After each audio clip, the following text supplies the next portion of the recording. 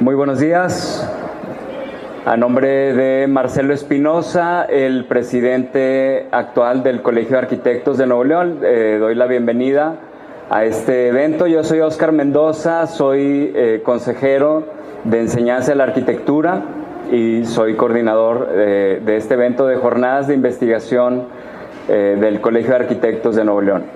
El Colegio de Arquitectos tiene la misión de conjuntar voces, de conjuntar visiones en torno a la arquitectura en nuestra entidad, y desde esa perspectiva tiene todo el sentido que desde las escuelas, las universidades que comparten esta misma intención, pues de compartir, de hacer un evento de esta naturaleza donde las investigaciones que se están generando al interior de las universidades, todo el trabajo que están haciendo estudiantes de grado, de posgrado, profesores, que normalmente se queda de puertas hacia adentro en cada una de estas instituciones universitarias, salga de esos márgenes y pueda ser compartido, que pueda ser divulgado y difundido, y principalmente pues establecer vínculos de conexión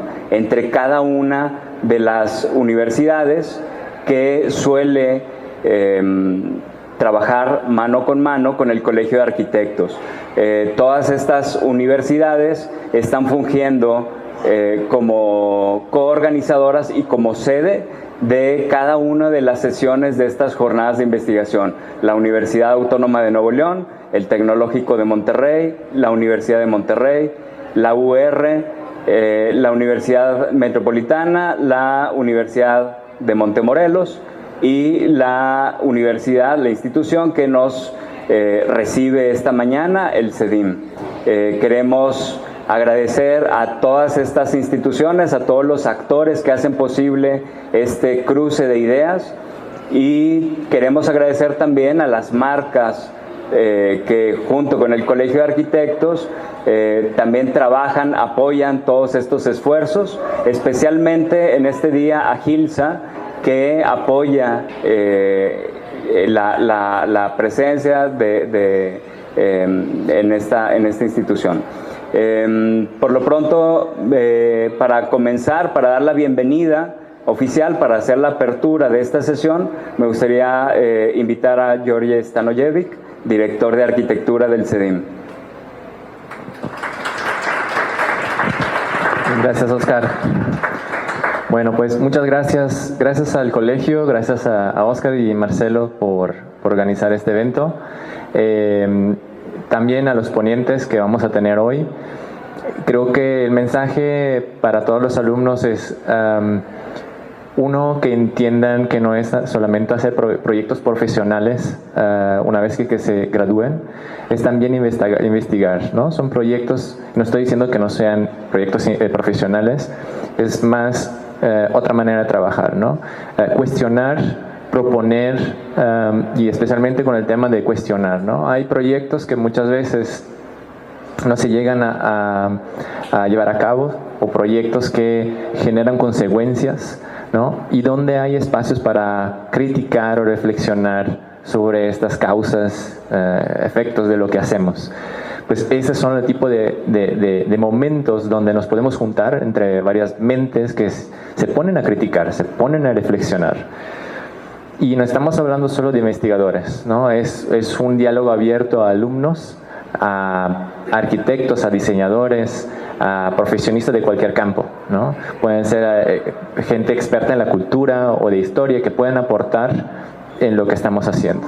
En específico, ahora estamos en el tema de la arquitectura, también temas urbanos, y vamos a entender qué pasa con nuestra ciudad, ¿no? Podemos hablar de banquetas, podemos hablar de crecimiento urbano, podemos hablar de densificación. Es importante que día en día todos empecemos a criticar de manera sana, de manera positiva, porque muchas personas dicen nadie hace nada en esta dirección, ¿no? Yo creo que es momento de generar este pensamiento interno de qué puedo hacer yo, y es el momento de ver cómo algunas personas ya lo están haciendo. Pues muchas gracias y empezamos.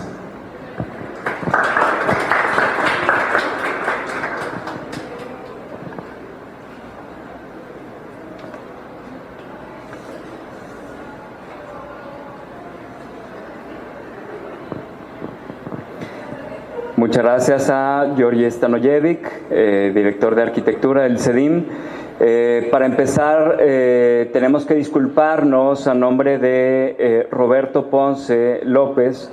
El doctor Roberto Ponce sería nuestro conferencista magistral el día de hoy y por motivos familiares ha tenido que salir de la ciudad y pues bueno, ya no tuvo oportunidad de regresar a tiempo para estar aquí. Esperamos ahí tenerlo en las siguientes sesiones de las jornadas, pero damos pie al resto de las ponencias de este día. Comenzamos con la primera ponencia. Ana Cristina García Luna es arquitecta por la Universidad de Monterrey. Tiene una maestría en Administración de Proyectos en la Edificación por la Universidad Autónoma de Nuevo León, maestría en Arquitectura y Sostenibilidad por la Universidad Politécnica de Cataluña. Tiene un doctorado en Filosofía con orientación en Arquitectura y Asuntos Urbanos por la Universidad Autónoma de Nuevo León. Rafael Amado García Cruz es arquitecto por la Universidad del Valle de México, Coyoacán, 2008. Tiene una maestría en Arquitectura y Sostenibilidad, Técnicas de Control Medioambiental por la Universidad Politécnica de Cataluña, 2011. Dentro del eje temático de urbanismo, presenta en la ponencia Geografías del Alma, Felicidad Urbana entre Cosmovisión Indígena y Arte Urbano.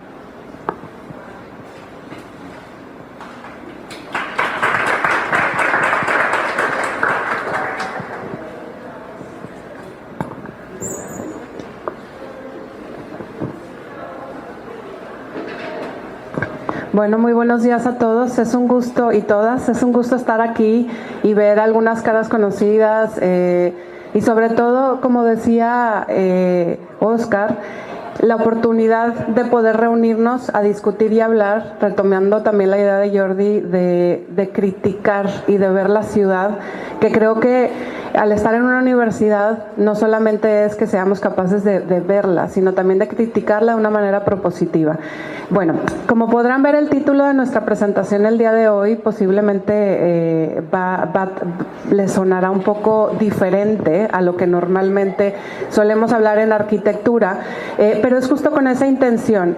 El día de hoy, a ver, déjenme nada más aquí, nos ponemos al tanto.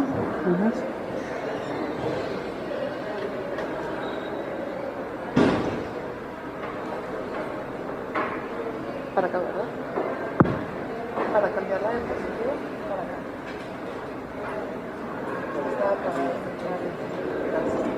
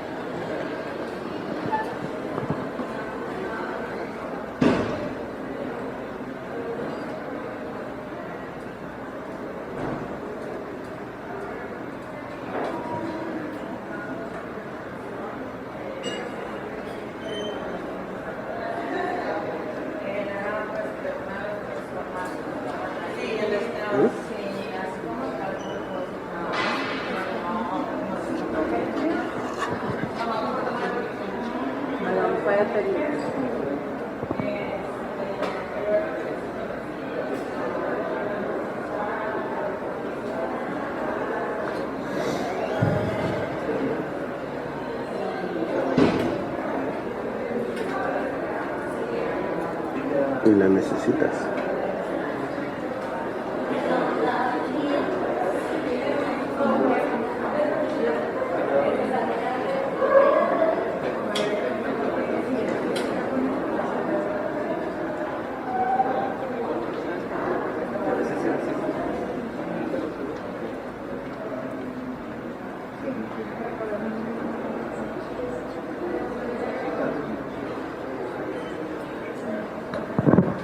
Muy bien, disculpen, falla técnica, pero también para que se terminaran de despertar. Bueno, les comentaba, el día de hoy vamos a hablar de este tema de geografías del alma, sobre todo si nos ayudan, si gustan a ir cambiando ustedes. Para que lo que buscamos es plantear una incógnita de lo que es este concepto de felicidad urbana. Aquí, y aprovechándonos de que podemos tener un poquito más de tiempo, quisiera dejar sobre la mesa un punto de partida que al menos yo aprendí, a mí me quedó claro hasta que estuve, justo como decían, desarrollándome como investigadora, y al momento que un concepto que viene de primer mundo, que es el tema de la felicidad urbana, volteé a ver a las ciudades para preguntarse qué significa bien vivir en una ciudad. A lo mejor muchos dirán, es que es obvio, ¿no? Las ciudades, de hecho, muchas de las cuestiones epistemológicas, o como dirían, de esos principios que marcan el por qué una ciudad debe existir, era porque venían de lo rural a lo urbano a tener una mejor vida. Muy evidente, ¿no? Muy obvio, día 1 de clase de urbanismo.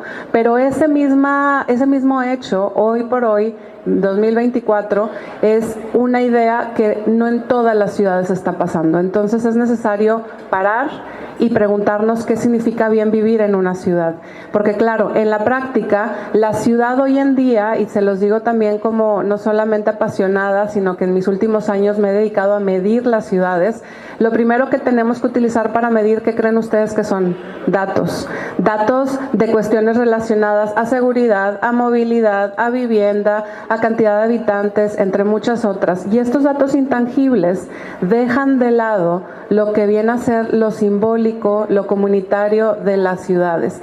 Y es ahí el enfoque del día de hoy de lo que les queremos compartir, sobre todo para que entiendan ustedes a qué y hacia dónde queremos llegar al referirnos a felicidad urbana visto desde el colectivo. Creo que acá le están pasando nuestra presentación. Sí.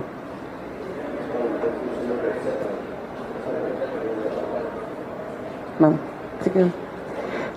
Entonces, la búsqueda de la felicidad urbana ha cobrado gran relevancia al momento de hablar de ciudades del futuro, al momento de hacer prospectivas sobre cómo vamos a vivir en esas ciudades del futuro y cuáles van a ser nuestros estilos de vida del futuro. Y lejos de ser una condición individual o incluso emocional, la felicidad urbana se revela como una experiencia totalmente colectiva, que está enraizada en la calidad del habitar, en las posibilidades que tengamos o no del encuentro, incluso el reconocimiento en el espacio. Las ciudades hoy en día no solamente es para que vivamos bien, ¿no? Que ahí hay un asterisco que es bien interesante y hay mucho pie de dónde investigar y de dónde hacer proyectos. Tenemos que vivir mejor en las ciudades, pero también es para que desde una cuestión simbólica, cultural, en nuestras formas de vida, tengamos una vida que dignifique a todas las personas. Y es ahí que entonces, viéndolo desde el urbanismo, pues la felicidad urbana como concepto plantea al territorio como un tejido vivo, cargado de sentido, de memoria, de afectos y de encuentros. Hay teóricos que yo de verdad admiro y que me han enseñado mucho, entre ellos Alicia Lindón, en donde habla de la emotividad del lugar. Yo les pongo un ejemplo muy rápido. Si gana, no quiero ni decir equipos de qué fútbol, ¿verdad? Para que no vaya a haber aquí problemas, pero si ganara tu equipo o el equipo al que ustedes les van de fútbol, ¿a dónde se van las grandes masas a celebrar? Y siempre hay o un lugar en el centro, y no estoy hablando nada más de Monterrey, de ciudades en general, o algún hito, alguna fuente, algún espacio en la ciudad en donde se sabe que ese va a ser un punto de encuentro. Lo mismo sucede cuando queremos expresar algo como el 8 de marzo, entre muchos otros temas. Es decir, la felicidad no solamente se puede reducir a datos o a cifras que son intangibles. A final de cuentas, los modelos urbanos dominantes suelen reducir la felicidad a estos indicadores, a indicadores que terminan siendo medibles, un número, y que yo no digo que esté mal, lo tenemos que hacer, tenemos que pensar, que visibilizar cómo va a ser el acceso a los servicios, la infraestructura, temas tan complicados como el de la movilidad o las movilidades en las ciudades, entre muchos otros, pero estos criterios, aunque son necesarios, no son suficientes para explicar el bienestar subjetivo y sobre todo el comunitario, porque no vivimos en una ciudad solos, vivimos con otras personas.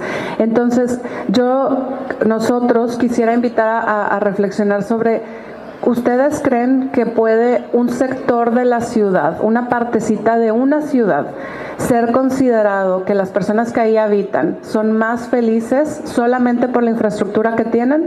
Y a lo mejor si observamos esta imagen, podríamos discutir solo en esta imagen durante horas. Y algunos me van a decir que sí, otros me van a empezar a hablar de inequidad o de justicia social o territorial, entre muchas otras cosas. Pero es ver la ciudad, como decía Jordi, justo con distintas miradas para poder entenderla, que no hay una sola realidad. Y en los países desarrollados, yo les preguntaría, ¿creen ustedes que las personas son más felices? El día de hoy queremos partir de criticar un poco, al menos de sembrar en ustedes esa espinita, esa curiosidad de que los modelos urbanos hegemónicos vinculan sí o sí la calidad de vida con indicadores materiales, como bien ya lo sabemos, pero también abren esa visión a entender las ciudades de una manera más integral, desde una concepción de entender que las ciudades tienen que ofrecer un bienestar urbano que incluya también lo simbólico, incluso algunas metodologías hablan de lo espiritual, pero sobre todo lo que viene como común denominador es el pensar en el colectivo, no solamente en los espacios que diseñamos o que sugerimos en las ciudades, sino también en el usuario. No se piensa en lo individual, se piensa en lo colectivo. Entonces, en un contexto de crisis, repensar las ciudades de otras epistemologías es totalmente urgente y es necesario, y mucho más en países como los nuestros latinoamericanos, que tenemos además un gran valor cultural. En el caso de México, que somos pluriculturales, y lo dice la misma Constitución, y basta con que salgamos a la calle, observemos, que recorramos un poco el gran país que somos para poder entenderlo, y es ahí lo que nuestra mirada, aunque distinta, pero un poco crítica el día de hoy, e incluso transdisciplinaria, buscamos dejarles ver desde dos realidades, que se las vamos a profundizar un poco más en ellas, pero a grandes rasgos les cuento. La primera mirada que les vamos a dar tiene que ver en entender la felicidad como una experiencia colectiva, pero vista desde los ojos, desde la realidad de una comunidad indígena, que en este caso es la del Achatao, en Oaxaca, en el sur de México. Vamos a ver aquí cómo una comunidad indígena, por medio de una investigación que hicimos, cualitativa, hace un par de años nosotros, detectamos por medio de dibujos infantiles cómo los niños, unos niños chiquitos, tenían ya una comprensión de dimensiones socioespaciales y sobre todo de arraigo en su comunidad. Entonces ahí nos dejaba ver que existe un valor de lo rural como raíz de la identidad urbana también.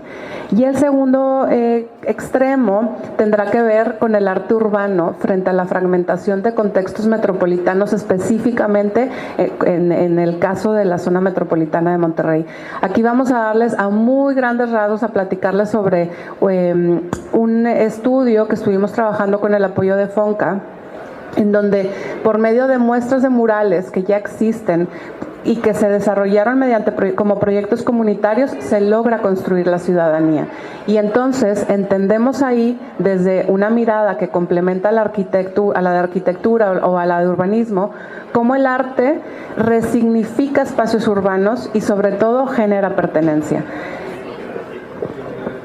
Muy bien, pues como ya les dio unos antecedentes la doctora Ana Cristina, efectivamente quisimos contrastar estas dos miradas y estas dos formas de habitar, ¿no?, el territorio, poniendo en contraste dos visiones y dos estilos de vida que parecerían muy alejados, pero que al final de cuentas somos uno mismo. Y me refiero a que somos uno mismo porque, como también mencionaba, la mayoría, ¿no?, de las ciudades hoy en día, a través de las últimas décadas, han tenido esta expansión, dado a esta migración de lo rural a lo urbano, y al final de cuentas somos los mismos, pero en distinto territorio o en distintas condiciones físicas, que al final de cuentas nuestro arraigo, nuestra cultura, nuestras tradiciones y nuestros orígenes se mantienen presentes y se heredan de generación en generación.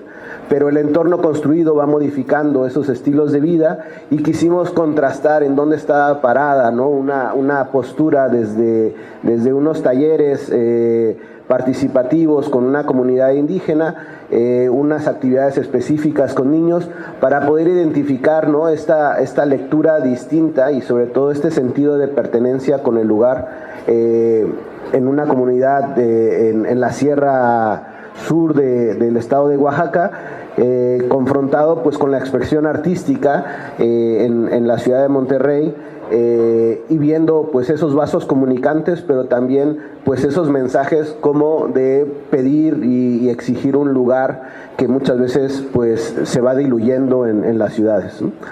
Esta comunidad es también muy particular. Este mapa también lo diagnostica de cierta manera. Como sabrán, el estado de Oaxaca es el estado con mayor cantidad de municipios en su territorio, entonces prácticamente es un rompecabezas.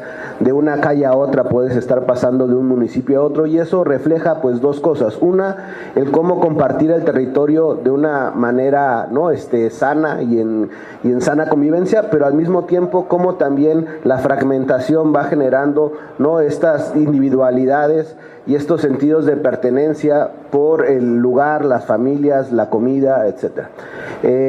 Esta comunidad está en carretera a 1 hora, 1:20 de la ciudad de Oaxaca, está enclavado en la Sierra Sur, y es muy particular en el sentido de que como verán en las fotos, es una comunidad rural que está dispersa en las montañas, que tiene algunos elementos arquitectónicos, ¿no?, de mayor escala, como la iglesia o el palacio municipal, pero al final de cuentas el estilo de vida, ¿no?, es como en una consonancia y en una frecuencia muy equilibrada entre los habitantes, la flora, la fauna y el mismo clima, ¿no? Que creo que si esos mismos mensajes o estilo de vida lo trasladamos a las ciudades, quizá nos sonarán a materias como de sustentabilidad o de bioclimatismo, etcétera, que aquí se da pues de manera innata, de manera natural, ¿no?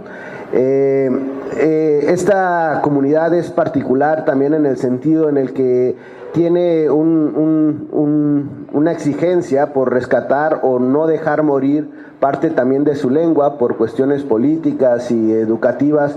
En las escuelas de educación pública era prohibido hablar la lengua indígena y se les tenía que enseñar español a los niños. Esos niños hoy son los padres de los niños que habitan esta comunidad, y por lo tanto solamente quedan los abuelos que mantienen esta lengua indígena y los que pueden trasladar pues también parte de esta herencia cultural. Este análisis sociocultural y del significado del territorio fue muy interesante, tanto al hablar con los niños y los ancianos sabios de la comunidad, y a través de pláticas, entrevistas y talleres como estos de dibujo, les pedimos que describieran, ¿no?, de manera pues clara e intuitiva cómo viven y cómo perciben sus casas, su espacio, ¿no?, en donde esos mismos terrenos pues les dan de comer, esos mismos terrenos son su fuente de trabajo, esas mismas espacios en donde conviven son sus parques, son sus espacios de convivencia en donde expresan y viven sus tradiciones, sus festejos, etcétera, sin tener, ¿no?, de una denominación específica, sino es algo como muy natural y con unas reglas que no están escritas en ningún lado, pero que se genera una sana convivencia. En medio también de este recorrido pues encontramos un concepto que quizá habrán escuchado ustedes, que es el de la ruralización de las ciudades, que es traer estos estilos y formas de habitar en el entorno rural a los entornos urbanos, ¿no? Y en estos dibujos podemos también entender el cómo, sin tener pues unas clases, ¿no?, de espacialidad o de urbanismo, tienen muy claro, ¿no?, cuáles son sus límites, cuáles son las conexiones, cuáles son los espacios comunes, cuáles son los espacios a los que les dan mayor peso de acuerdo a sus actividades, también cuáles son esos elementos o espacios en donde se llevan llevan a cabo, ¿no?, las actividades comerciales, educativas, de cultivo.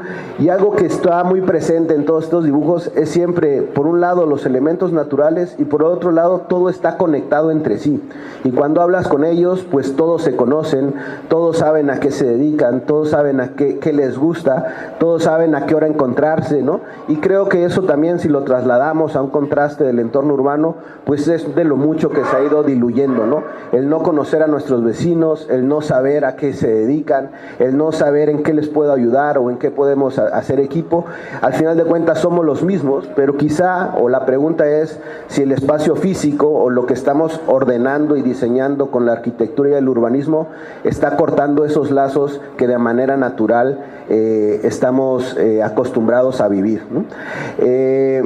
Estos dibujos también realizamos de manera interdisciplinaria, que comentaba Cristina, un análisis con psicólogos de cómo las escalas, las proporciones, los colores o el acento de remarcar ciertos elementos en los dibujos, pues hacen también referencia, ¿no?, a la importancia de lo que le da cada uno de los integrantes de este grupo de niñez en esta comunidad. Por lo tanto, pues llegamos también a estas conclusiones o a estas posturas de reflexión en donde esta parte intangible en la que la convivencia y la unión comunitaria es muy muy importante. Debemos de pensar cómo a través de las normativas, cómo a través de reglamentos o cómo a través de la misma academia podemos reforzar a que no solamente tenemos que trabajar con hojas en blanco y reordenar y construir espacios, sino cómo también podemos mantener presente la cuestión cultural, la cuestión intangible de las comunidades, que de acuerdo a estudios sobre felicidad urbana, pues es uno de los principales como detonantes, ¿no? Hay muchas, en otros países, hay muchas ciudades en donde la infraestructura, los servicios y el equipamiento están al 100% y están palomeados, pero si el entretejido social está fracturado, ese indicador de felicidad urbana pues tiene resultados muy bajos, ¿no? Por lo contrario, ¿no?, y también ponen en evidencia algunos estudios en Latinoamérica, que a pesar de las deficiencias, dificultades y lo complejo que es el habitar en los países latinoamericanos, mientras se mantenga unido y reforzado el tejido colectivo, el indicador de felicidad urbana se mantiene o inclusive es más alto que en otros países pues desarrollados o de primer mundo, ¿no? Entonces el punto aquí también es reflexionar el cómo no dejar de lado esta parte intangible y cómo poder reconectar pues al final de cuentas las personas, que es para las que diseñamos en nuestras ciudades, ¿no? Les vamos a platicar sobre esta otra parte, ¿no?, para poner como en contraste y después llegar a una conclusión y también pues dejar el micrófono abierto para opiniones o preguntas de su parte. Gracias. Bueno, justo, ¿no? Ahora, en el otro extremo, dejo ahí como el comentario también que hay tanto que podríamos hablar, enseñarles, compartirles de esta parte de las comunidades indígenas que verdaderamente incluso a nosotros como mexicano, como mexicana, nos confrontó, pero lo dejamos si no para el último si tenemos suficiente tiempo. Por este otro lado es hablar del colectivo de Calle Genera en Monterrey. Este colectivo, nosotros, y digo nosotros porque también aquí se integra un equipo que fuimos apoyados por o ganadores con la beca FONCA, un historiador, un artista, una socióloga e incluso una filósofa, para que se imaginan cómo lo transdisciplinario en todas nuestras disciplinas siempre nos suma. Lo hicimos entre la Universidad de Monterrey junto con un miembro del equipo, era también de la Universidad Autónoma de Nuevo León. Entonces aquí este otro espectro es voltear a ver la ciudad en lo urbano y verla desde la mirada del arte urbano, en donde en ciudades como Monterrey estas intervenciones como las del colectivo de Calle Genera al intervenir con el arte urbano, lo que buscan es reactivar el sentido del espacio público como un lugar de expresión. Porque claro, las prácticas creativas del arte urbano configuran geografías sensibles que permiten imaginar ciudades mucho más humanas. Entonces, aquí nosotros veíamos que había un lenguaje en común, a pesar de que estuviéramos en una comunidad indígena, que hay que decir que somos muy afortunados, porque no en todo el mundo y no en todos los países hay comunidades indígenas y las seguimos teniendo en nuestro país. Y voltear a ver la ciudad con la crisis que podemos tener y entender que había un lenguaje en la materialidad del entorno, cuando se materializa, que nos quería decir algo, y sobre todo que en barrios populares, como lo veíamos en esta diapositiva, el arte urbano se convierte en un dispositivo de resignificación urbana. A diferencia en las comunidades indígenas, que hay un sentido de arraigo, que hay un sentido de trascendencia, me está definiendo como persona quién soy, lo que hago, de dónde vengo y a dónde voy en la cosmovisión indígena.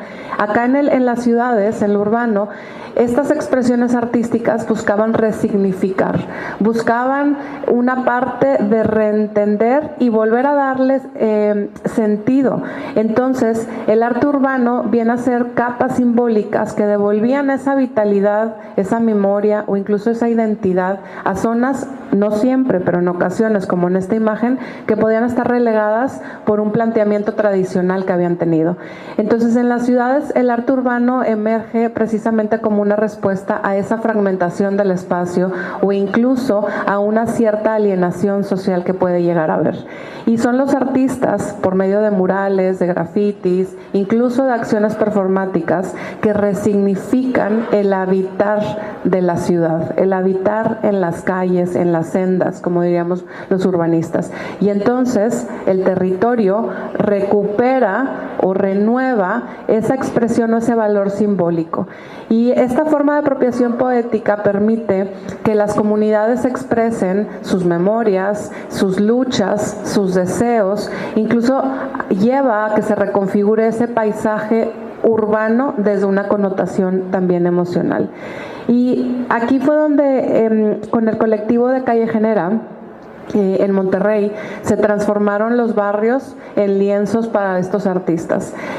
Un colectivo de artistas que logró dotar de mensajes, muchos de ellos, es bien interesante, y tenemos por ahí incluso una publicación de tanto fotográfica como también sistematizada toda la información de lo que cada mural expresa, y un común denominador en la ciudad, en este caso en Monterrey, era una expresión de denuncia, de esperanza, incluso de deseo de volver a sentirse arraigados o que pertenecen a la ciudad de Monterrey para quienes la habitábamos aquí y sobre todo quienes habían desarrollado estos murales.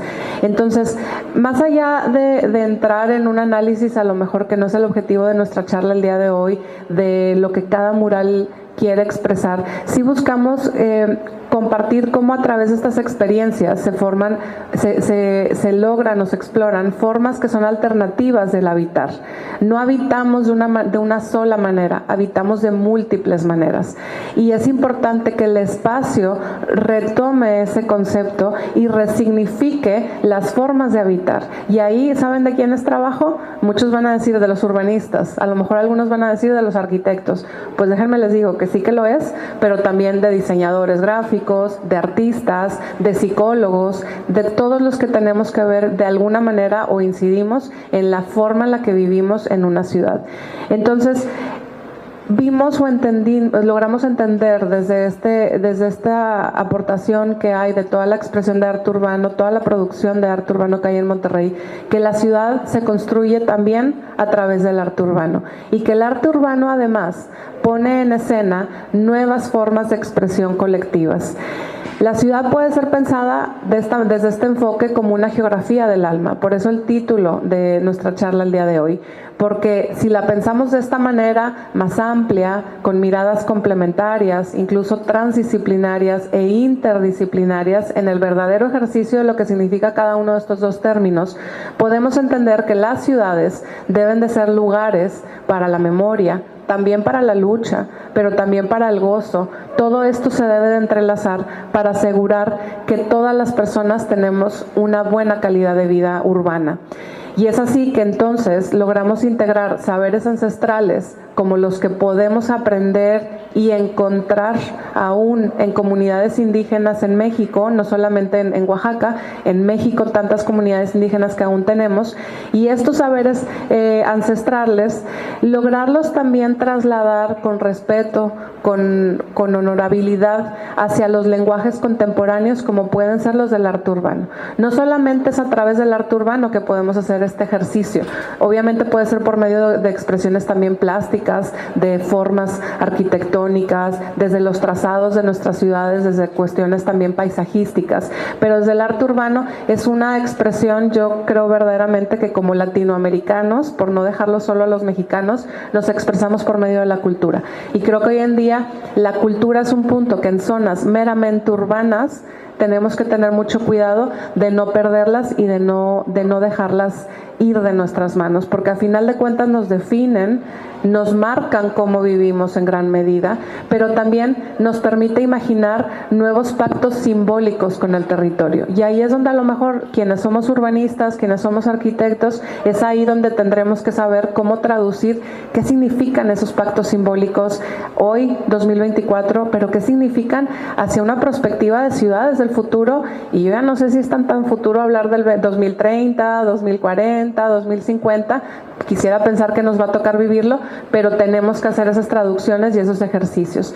Y es ahí entonces, sin acotar a que solo se trata de esto felicidad urbana, más bien existe un amplio camino desde la investigación, desde los proyectos, de ver cómo y de entender que la felicidad urbana no solamente se mide, también se cultiva en el cuidado, en la expresión, en el reconocimiento mutuo, y resulta de esta manera totalmente necesario que replanteemos cómo el urbanismo debe de brindar o ser un proyecto que no solamente nos ayude a ordenar el espacio físico, sino que también asegure que dignifica la vida y fortalece la comunidad. Y quiero que sepan que aquí nuestra idea, que ahorita les buscamos, lo que les estamos queriendo compartir Rafael y yo el día de hoy, no es como el eureka, ni la aguja en el pajar, ni mucho menos. Es realmente una postura y un enfoque que a lo mejor algunos países, puede ser que muchos de ellos primermundistas, ya lo entendieron, ya lo están asumiendo, incluso lo tienen legislado o lo tienen integrado de alguna manera según su organización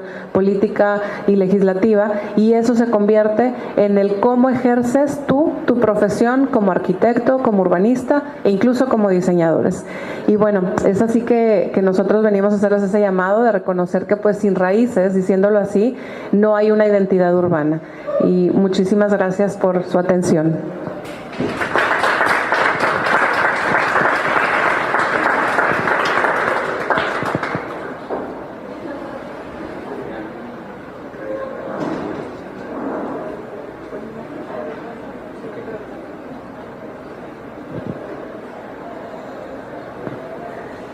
Muchas gracias. Empezamos con sesión de preguntas y respuestas. Si alguien tiene alguna pregunta, levante la mano, por favor.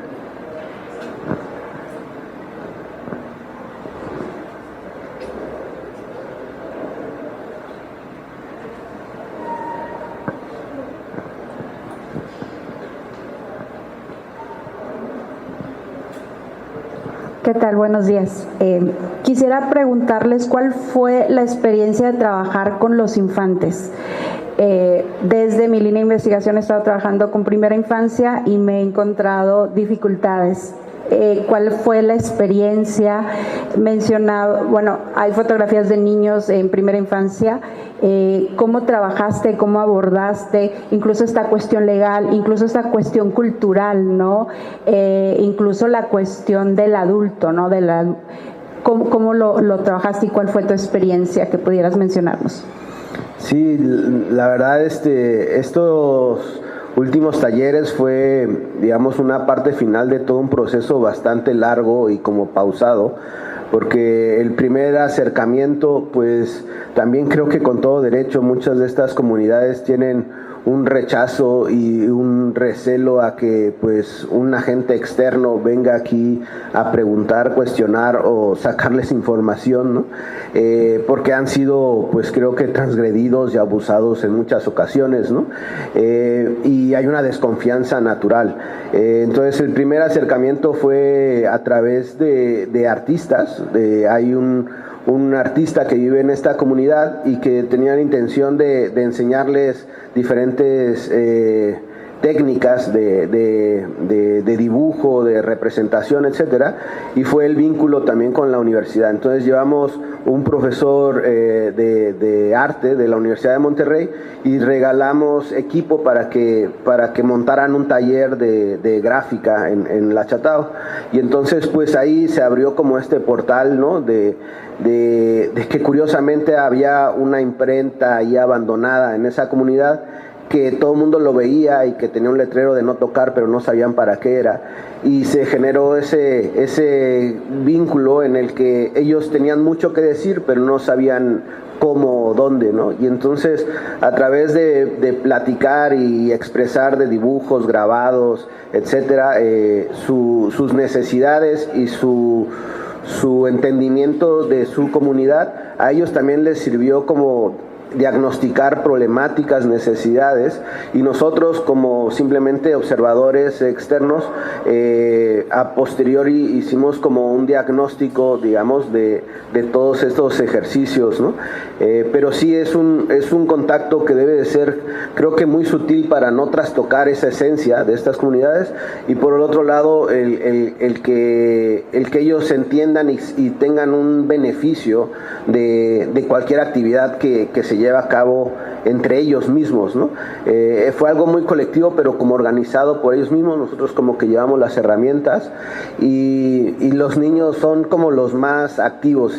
Los papás son muy preocupados porque los niños mantengan esa esencia y ese sentido de orgullo por su comunidad, porque de lo contrario, en cuanto pasan a la adolescencia, la primera solicitud es que se quieren ir de ahí, y pues es un volado al aire a ver qué sucede, y muchas veces pues ya no regresan y va desapareciendo eso, ¿no? Entonces fue una muy grata sorpresa en el que los padres también impulsaban a sus niños a que hubiera esa representación y esa expresión de qué es lo que les gusta de su comunidad, y que esa comunidad los iba a estar esperando siempre, independientemente de a donde fueran, ¿no? Muchas gracias.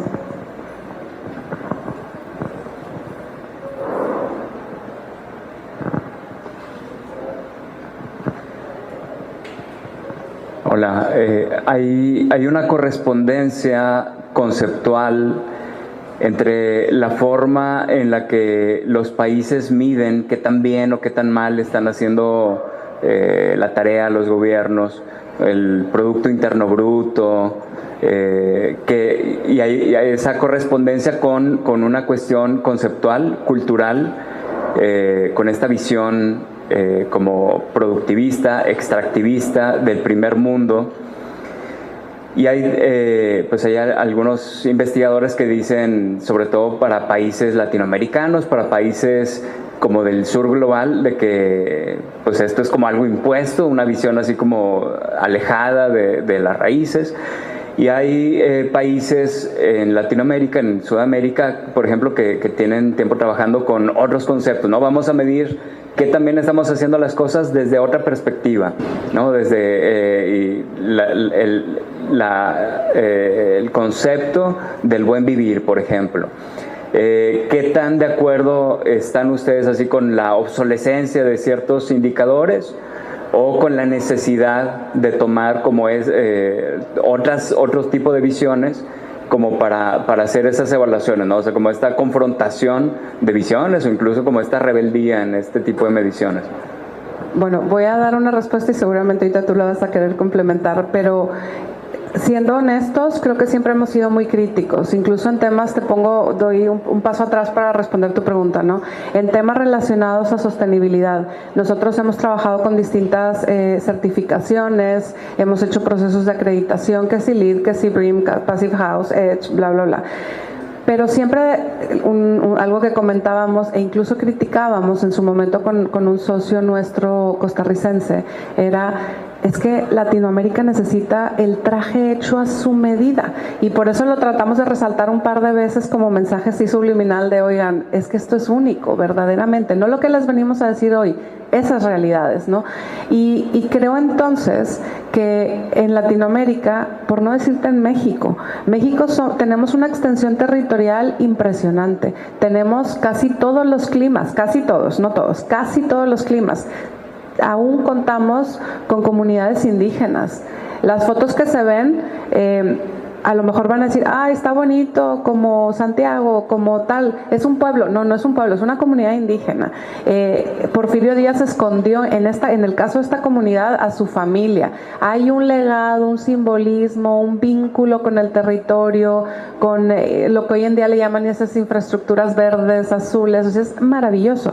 Yo tengo que decir que en mi caso, yo regresamos, pero yo cuando voy a esa comunidad, yo le comentaba a Rafa, no, mira, traemos todos los datos de pobreza, se define por estos índices, valores, y México y en Latinoamérica y tal, y llegamos, primer encuentro con la comunidad, que es todo un proceso de entrar, se necesitaba quien te dé la entrada de las comunidades, estuvimos ahí un tiempo, o sea, no llegamos a decir, chicos, niños, haremos un ejercicio, llevó meses, pero cuando ya teníamos esa confianza, yo le comentaba a Rafael, es que yo ya no sé a qué estamos viniendo aquí.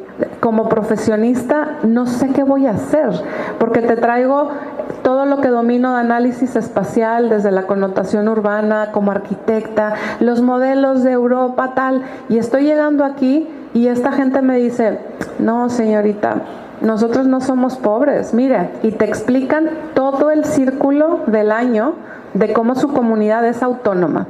Oye, pero es que el gobierno, mira, no, nosotros tenemos un sistema social que se llama Tequio. Si el gobierno llega, que llegue, pero si no llegó, estamos organizados. Te deja sin armas. Entonces, al menos yo lo digo desde mi punto de vista, profesionalmente, esto para mí fue la mejor escuela del mundo para poder entender. Y el orgullo que como mexicanos puedas decir, es parte de mi país, es parte de mi realidad, y me cambió. Y entonces al regresar, estos años yo me he dedicado mucho a temas de análisis geoespacial y de prospectar ciudades a futuro y todos estos modelos que tú comentas, Oscar.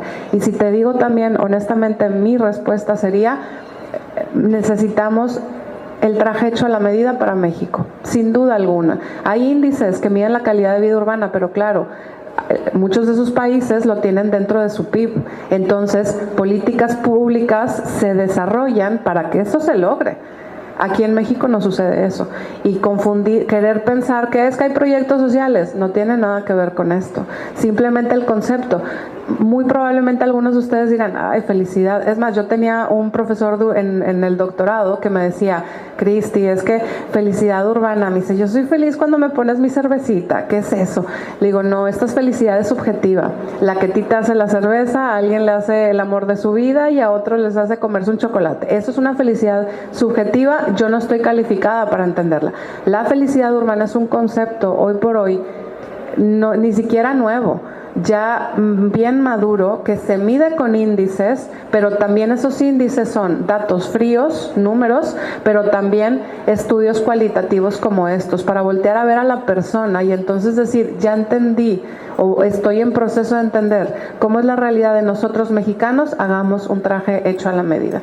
Y yo la verdad le deseo eso a todos los profesionistas de nuestro gremio, que no les lleve los años que al menos a mí me llevó entender eso, porque si lo hubiera sabido antes, les aseguro que yo a lo mejor estaría 7 pasos más adelante de lo que hoy en día estoy.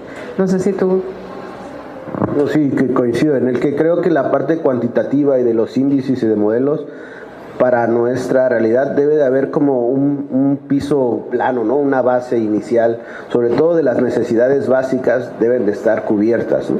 Y ya de ahí creo que no debe de ser una lucha de cómo ir cumpliendo números, metas e índices, sino cómo va a estar balanceado también con la parte cualitativa, que pues es muy complejo incluirlo en normativas o en reglamentos, pero que en la parte creativa desde el diseño, en cualquiera de las escalas, los diseñadores son los que deben de ser conscientes de que debe de estar presente, ¿no?, en los diseños esa parte intangible, independientemente de que se cumplan pues los indicadores pues básicos, ¿no?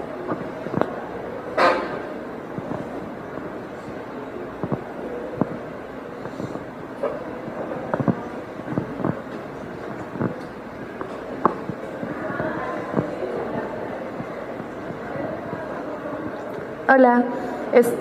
Bueno, mi pregunta va como un poquito de la mano de lo que estaban diciendo, bueno, contestando a la anterior pregunta, pero, o sea, yo sé que se necesita una amplia investigación antes de dar inicio como a un proyecto como de esparcimiento en una ciudad y así, pero quería saber cómo a veces se construyen cosas que sí están pensadas como para un espacio específico o para una población específica, pero esta gente o las personas que habitan en esos lugares, al ver que estás como justo llegando y como imponiéndote y haciendo algo para ellos, la rechazan como en automático. Entonces quería saber, o sea, yo sé que lleva una investigación de por medio, pero a veces ni esta misma investigación pues te termina de dar todo. Entonces mi pregunta más, o sea, va más como de que ustedes cómo lo harían o cómo, o sea, aparte de las entrevistas, aparte de la investigación, como ese toque personal. Y de lo que decías que tiene que ir como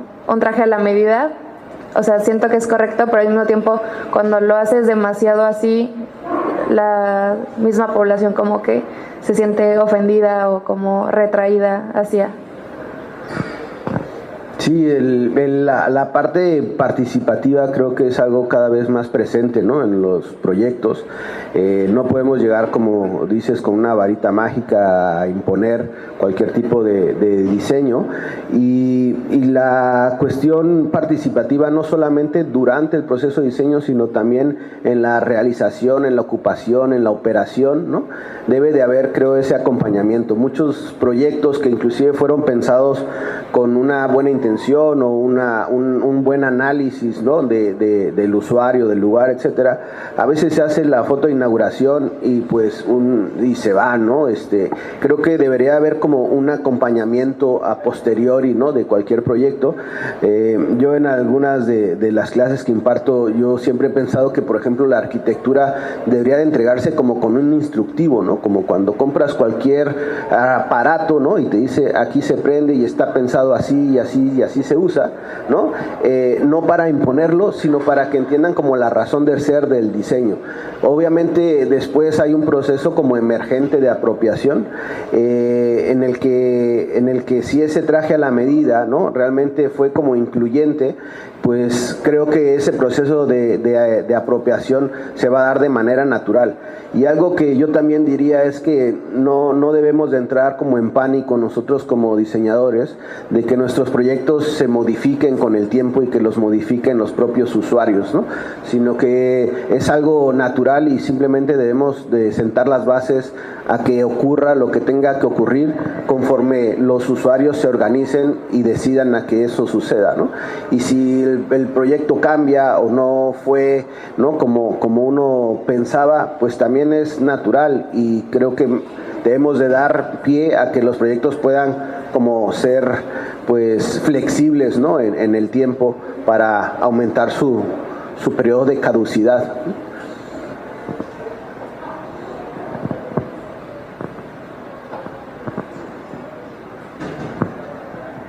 Buenos días. Yo quería comentar sobre lo que explicaron ustedes, de que tal parece que mientras más comodidades, más facilidades y más práctica o más moderna sea la vida en la ciudad, también las personas tienden a inclinarse más hacia la individualidad y cerrarse en sí mismos, contrario a, por ejemplo, en las comunidades indígenas, comunidades rurales, que sí tal vez no tienen la mejor infraestructura o las mejores comodidades, pero ese sentido de comunidad se da casi de manera natural. Entonces mi pregunta tal vez sea una muy ambigua, pero también, ¿qué podría hacer la arquitectura o el diseño en general para trasladar ese sentido de comunidad a una ciudad tan grande como Monterrey? Pues yo algo que pienso en las diferentes escalas, tanto arquitectónicas como urbanas, es que un primer mensaje que podemos mandar con los proyectos es ir diluyendo y borrando los bordes, ¿no?, y los límites. No sé, eso a mí me llama mucho la atención y me preocupa también, en el que nos acostumbremos a vivir tras las bardas, y a la barda no es suficiente y le ponen una malla eléctrica, y no es suficiente y le ponen una cámara de seguridad, y hay casetas de guardias por todos lados, ¿no? Y entonces la ciudad que estamos diseñando, el mensaje que está diciendo es: no confío en nadie, ¿no? Y entonces me tengo que cuidar de todos. Y cuando contrastas, ¿no?, esa cantidad de bordes, límites que puede haber en una manzana, en un barrio, en una ciudad, y lo contrastas con un entorno rural, es como difuso, o sea, inclusive la propiedad privada es difícil leer los límites, ¿no? Y entonces esa parte de no estar fragmentando el territorio y tanto lo individual como lo colectivo, al final de cuentas hace que las personas estén unidas, ¿no? Que se vean, que platiquen, que convivan, que jueguen, y cuando se multiplican en el número de veces en el día y en el año esas actividades, el tejido social es sumamente fortalecido. Pero lo que dio pie a eso es que el elemento construido no empezó como a mandar el mensaje de cuídate, desconfía o aléjate, ¿no?, de los demás. Sí, yo a lo mejor nada más agregaría eso. También ha sido un descubrimiento como personas y como profesionistas ver que a las personas no nos interesa o no les interesa. No comparto esa postura, pero no les interesa conocer a su vecino.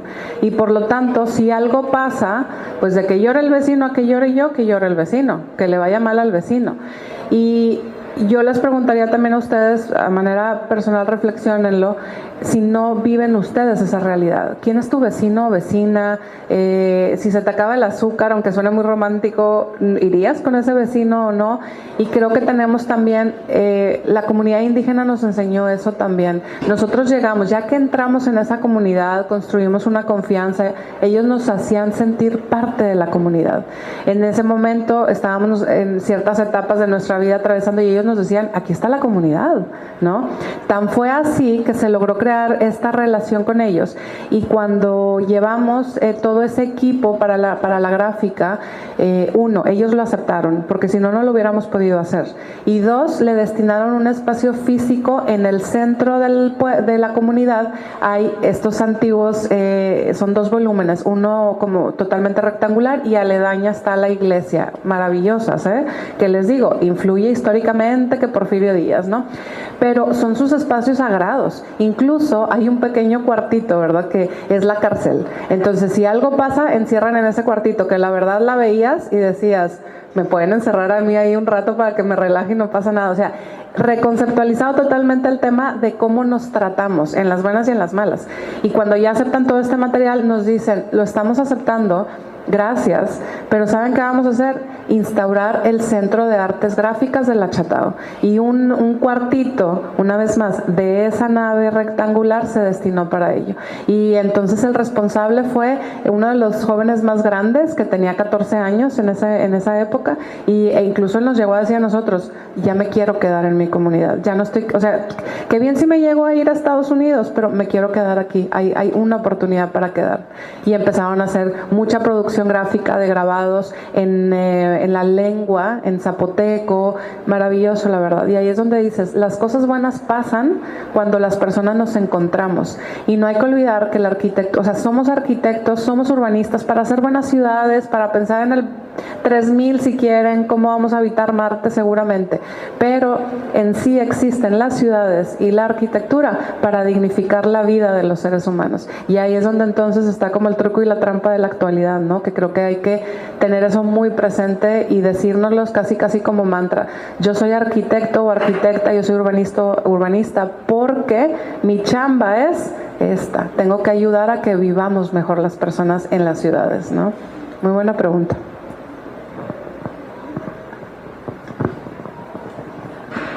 Muy bien, con esto damos por terminada la participación. Muchas gracias a Ana Cristina García Luna, Rafael Amado García, gracias por su participación.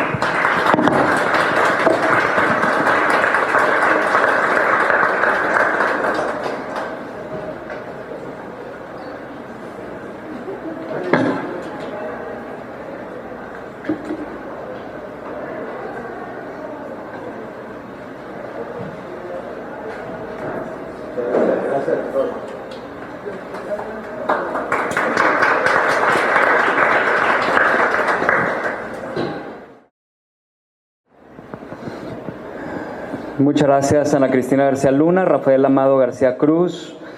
A continuación, en la siguiente ponencia, Venancia Tristán Bernal, Julián Blanco Luna, Diana Carolina Sonora Villarreal, con adscripción en la Universidad Autónoma de Nuevo León, dentro del eje temático de arquitectura, presentan la ponencia del paradigma productivista a la ética del cuidado, el barrio cuidador en la ciudad contemporánea.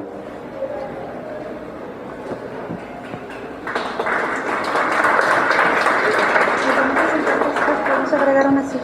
Sí.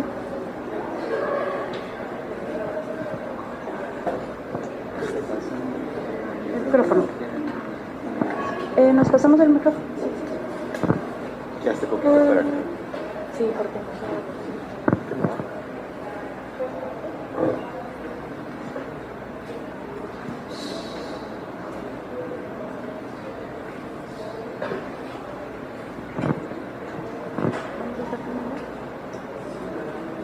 ¿Lo cambias?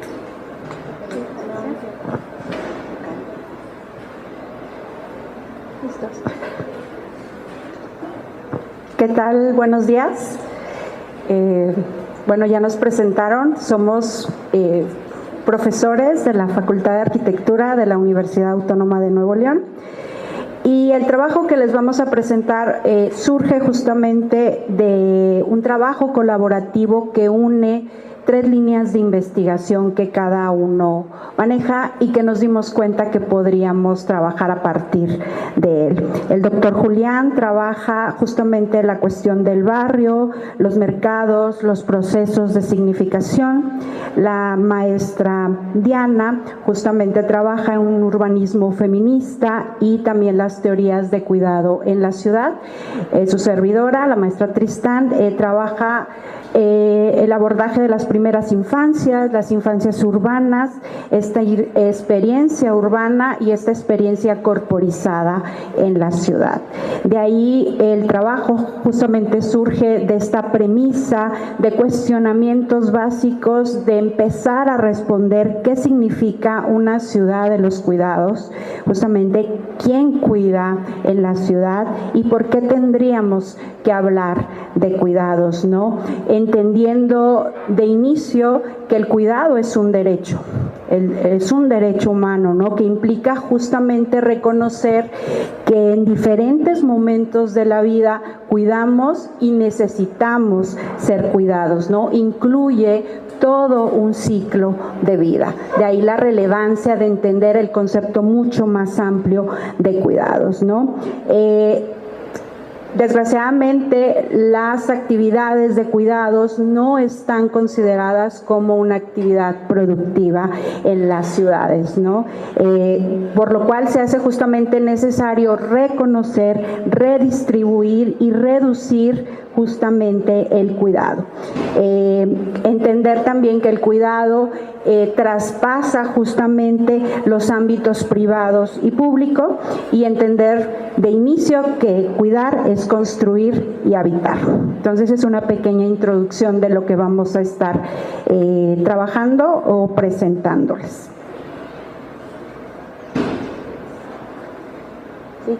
Bueno, iniciamos justamente con el paradigma productivista, justamente esta transformación, ¿no?, de las formas de habitar contemporáneas están intrínsecamente relacionadas justamente con los modos de producción, los modos de movilidad, los modos y gestión del cuidado y del uso justamente del tiempo.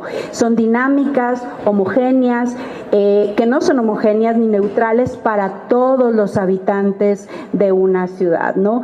Estas están atravesadas por relaciones de poder, por desigualdades estructurales justamente y por inequidades territoriales, entre muchas otras definiciones, ¿no? Por lo cual estas definen, limitan el acceso y marcan un diferencial acceso justamente a los recursos urbanos en función de género, en función de edad, en función de discapacidad o pertenencia territorial.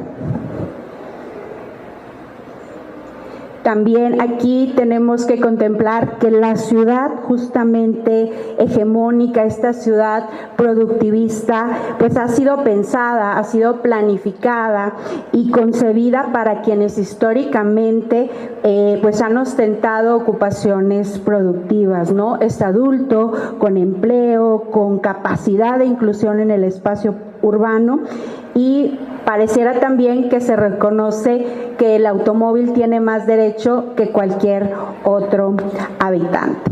Esto se demuestra justamente en el modelo fordista que Roca menciona, que está sustentado justamente en la movilidad basada principalmente en el automóvil, ¿no? La suburbanización de las áreas residenciales, esta expansión justamente hacia las afueras de la ciudad, la concentración de empleos terciarios en zonas centrales y la localización de la industria justamente en grandes polígonos especializados, ¿no? Aunado a una expansión sistemática de las vialidades urbanas, ¿no? Repetimos, pareciera que el automóvil y vialidades tuvieran más derechos que cualquier otro habitante. Es así que este crecimiento de las ciudades y las transformaciones socioeconómicas pues impulsan justamente a una transición a un modelo postfordista justamente de organización urbana.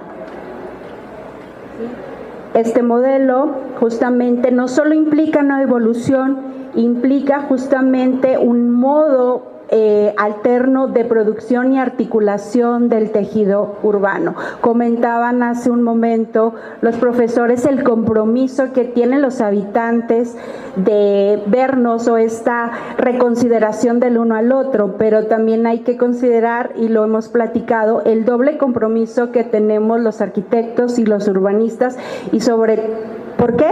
Porque tenemos una doble responsabilidad. Somos habitantes de una ciudad, pero hacemos ciudad. Somos parte de esa planeación de ciudad. Entonces no tenemos esa corresponsabilidad, ¿no?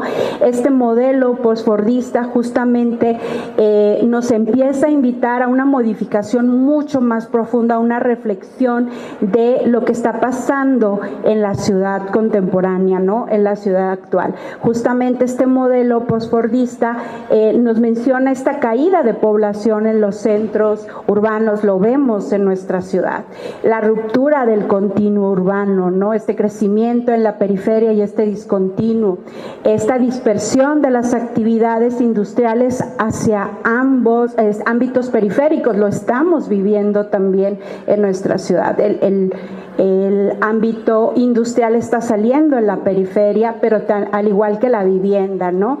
Y la reconversión, del comercio tradicional hacia nuevas formas como los centros comerciales, que también por este acercamiento con territorios norteamericanos tenemos ventaja o desventaja de hacer este cambio, ¿no? A un centro comercial que pareciera también que quiere traerse estas características del espacio público, ¿no?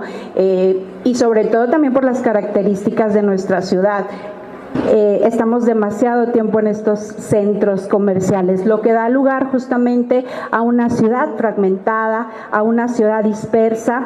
Por eso se hace necesario este estudio que estamos pues desarrollando para que esta fragmentación, estos nuevos modos de acercarnos a la ciudad justamente sean capaces de leer más profundo y complejamente el sí de la ciudad actual y sobre todo de las necesidades urbanas y humanas de este habitante de la ciudad actual.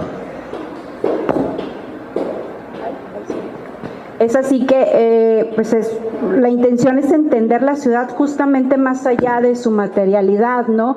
Somos cuerpos, somos espacios, somos experiencias, somos temporalidades, somos estructuras sociales que convergen en un espacio, ¿no? Lo interesante aquí es replantear justamente, intentar reconocer que estos entornos urbanos pueden ser justamente explicados, no pueden ser explicados únicamente desde lo físico, sino sino que se encuentran justamente ligados a dinámicas vivas, dinámicas sociales que emergen justamente de las interacciones.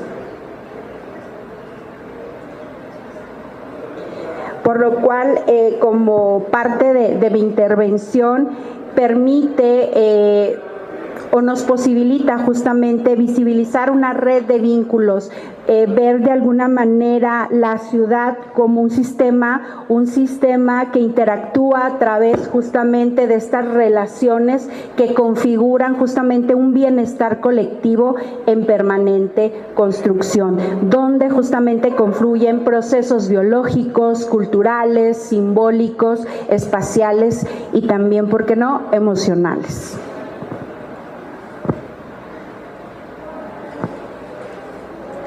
Como continuidad, obviamente dentro de los temas que estamos abordando, dentro de estos modelos urbanos que tenemos en la actualidad y que de un tiempo a la fecha hemos seguido replicando, dentro de estos modelos hay un punto de los estudios morfológicos donde únicamente pareciera que se enfocan o se clavan en dos objetivos: lo descriptivo y explicativo, que también va ligado a lo que estaban comentando los ponentes anteriores, donde pareciera que solamente buscamos el dato, el número, la estadística, lo que podemos cuantificar.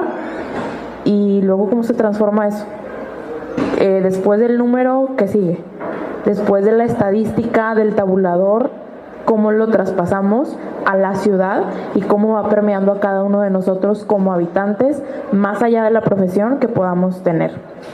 Entonces, dentro de estos estudios morfológicos, las principales características es que se van a enfocar en cómo se va configurando el tejido urbano y también en visibilizar y seguir la normativa o la reglamentación como parte de esta evolución del territorio. Pero estas dos características a la larga van como un poco haciendo a un lado y relegando justo los vínculos del cuidado, las redes de afecto que podamos ir teniendo y creando en la ciudad y las prácticas cotidianas que básicamente son las que sostienen la vida y las que nos devuelven a ese centro de lo habitable, independientemente otra vez de nuestras profesiones. Hay una autora que habla acerca de este tema de las ciudades del cuidado, que es Izaskun Chinchilla, y justo en su texto, tal cual, Las ciudades del cuidado, en ese libro, aborda ese tema donde ella menciona que estas características biológicas y subjetivas se van haciendo a un lado a la hora de hacer ciudad, donde solamente estamos tan apurados en el rush de mostrar el número, de cuántos, quiénes, pero más allá del número que somos, seguimos siendo habitantes de una ciudad.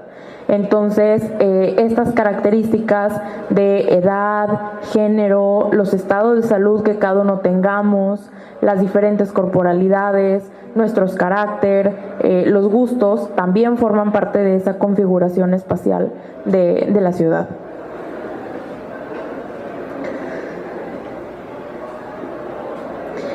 Justo con este tema del modelo urbano y cómo es que se ha ido manejando, cómo lo hemos ido llevando a cabo, vamos clasificando las actividades dentro de esta como dicotomía de o es blanco o es negro, es productivo o no es productivo, pero no vemos ese punto medio que va a ir equilibrando la balanza.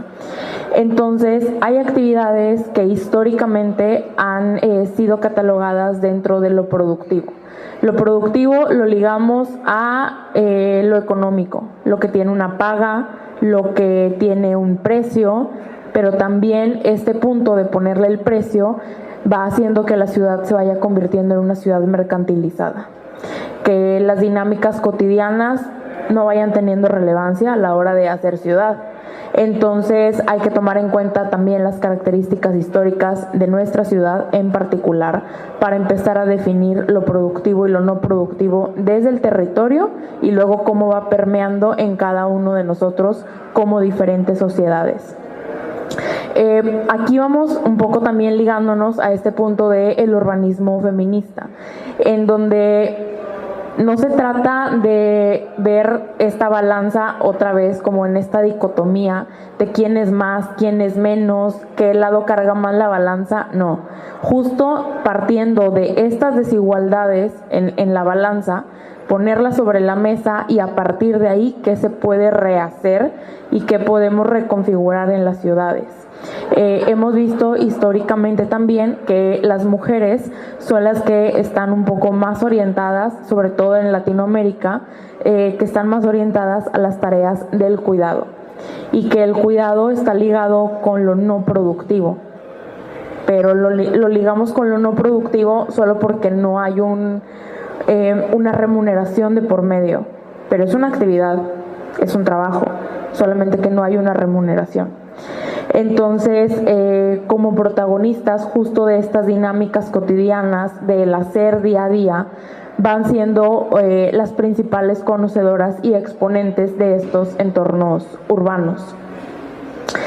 Aquí hay una imagen donde es la imagen del día a día, bueno, entre comillas, está tranqui, porque todas alcanzaron lugar en el vagón rosa, lo cual muchas veces nunca sucede.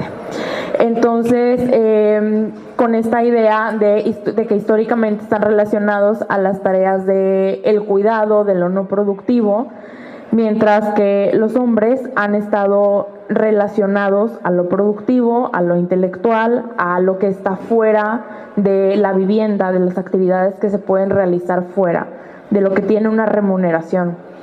Y hay una característica que, si empezamos a ser observadores en la ciudad, independientemente del sistema de transporte que se utilice, del lugar al que se vaya, también cuando nos fijamos como en estos grupos de mujeres que van en colectivo, la gran mayoría llevan una bolsa extra, una carga extra, siempre un peso extra. El famoso por sí, pero ese por sí también va de la mano con un cuidado y usualmente nunca van solas, siempre hay alguien a su cargo. Entonces estos trayectos todavía, ya que son de por sí pesados en tiempo, en distancia, en temas climáticos también o de las temperaturas que tenemos en nuestra ciudad, todavía sumemos esta carga y empieza también a ser una carga psicoemocional detrás del cuidado, dentro de estas movilidades no productivas, y lo entrecomillo. Entonces, al ir diseñando de esta manera las ciudades y nuestros territorios, haciendo estas distinciones y este relegue de actividades, pues van a seguir siendo invisibilizadas. Y el tema del por qué traemos a la mesa el tema del cuidado, porque ahora viene a ser relevante, básicamente es por el cansancio que se tiene en la sociedad. Independientemente del género, es algo que se comparte en nuestra ciudad. Estas tareas, pues bueno, han hecho que, como les comentaba, que las mujeres sean conocedoras de estos espacios cotidianos y sobre todo de estos recorridos diarios. Aquí hay un esquema que nos va llevando como del núcleo del cuidado desde uno de los primeros núcleos históricamente, desde la Revolución Industrial, que es la vivienda. Estas dinámicas que surgen en la vivienda, si nosotros también nos vamos más atrás en el tiempo y pensamos en la vivienda también tiene una manera de ser diseñada y de cómo se ha constituido el espacio arquitectónico, el famoso programa arquitectónico, el programa de necesidades, todos estos como pasos que vamos poniéndole check a la hora de diseñar una vivienda. Nos detenemos a pensar en el cuidado, algunas veces no tanto. Entonces, la evolución de la vivienda como primer núcleo del cuidado es algo que también tenemos que revisitar y a partir de ahí también traer a la visibilización el tema. Como les comentaba, desde la época de la Revolución Industrial se tenía esta clasificación. De lo productivo estaba fuera de la vivienda. Lo no productivo, el cuidado, únicamente está en el interior de la vivienda. y la carga era otra vez para la población femenina. En el siguiente radio o en la siguiente escala de acción, cuando pensamos en el cuidado, si lo vemos desde, incluso si lo vemos desde el primer núcleo, el cuidado puede ser desde esta individualidad, pero entendiendo que el cuidado siempre va a potencializar a alguien más, nunca se va solo en el cuidado. Entonces empezamos como individuos, el siguiente núcleo, la vivienda, el que sigue podría ser el espacio inmediatamente el que tenemos al exterior, que es la banqueta. Es esa transición entre nuestra vivienda y la calle, teniendo como esta escala de la banqueta, de una calle completa, posteriormente nuestra colonia o barrio. Aquí también, como lo comentaban los ponentes anteriores, nunca se va solo en el cuidado. Y este tema de sabes quién vive al lado de tu casa, llegas y dices buenas noches o te vas y dices nos vemos de rato, muchas veces no. Entonces, como pareciera que vamos como únicamente del límite de propiedad hacia adentro, pero el cuidado empieza también ahí, en conocer al de al lado, en quién vive al lado de mí o enfrente de mi casa.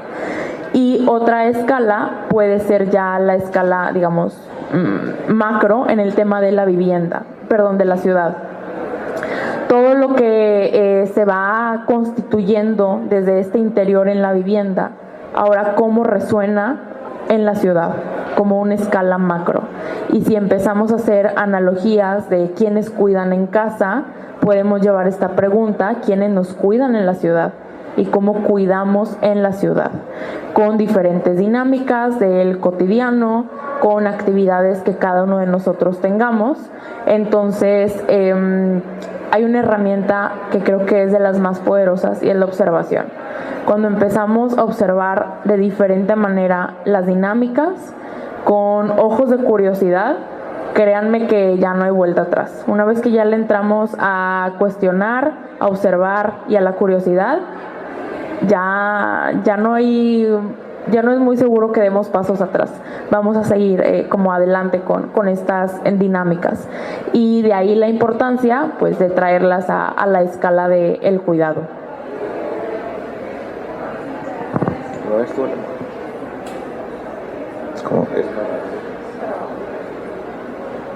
Bueno, entonces llegamos a la parte del barrio.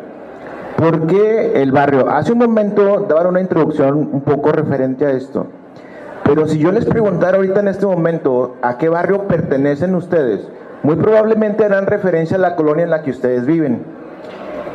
¿Esa colonia puede ser considerada un barrio? ¿El barrio es únicamente una demarcación territorial? ¿O el barrio lo hacen, lo construyen y lo significan las personas? Pero para que exista un barrio, entonces tenemos que tener una colectividad estructurada. Ustedes forman parte de una comunidad en donde ustedes habitan. Ustedes pueden sentirse parte de esa comunidad. Ustedes pueden identificar a través de algún nombre esa comunidad. Probablemente si le preguntas a tu abuelo o a tu abuela te va a decir yo soy del barrio tal.